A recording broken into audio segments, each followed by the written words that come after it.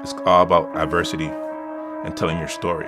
And I think that quote resonates to me a lot, to actually give you a better understanding why, as a community of people, we have to start loving more.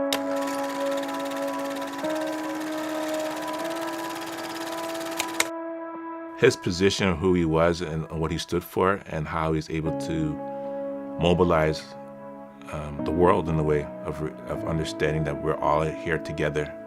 I mean, there's no separate person better than anybody else. Like, we're all are alike. And with his dream, we all have to think about what the world's gonna look like in the next years to come, not for us, but our children's children. And that's about being a better person, a better human being. My technique now is documentation. I love history. I'm all about the secondary stories, the layers to the story. At that time, there was no social media. Later on in the 50s and 60s was the newspaper.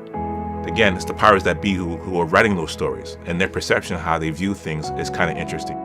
So I'm one of those geeks who likes to do my research. So I love articles. It gives another layer to the piece. And with all my other pieces, I always incorporate newsprints and then draw on top of it. So we all have a purpose, right? And I realized art was a perfect sounding board for myself to express how I feel. To make this world a better place, we all have to work together and understand we all have our differences, but at the same time, we're all human beings. That's important for me. It's like, you gotta pull the next person up, and especially when it comes to the youth, you have to figure a way of actually saving them in a way of inspiring them, allowing them to dream.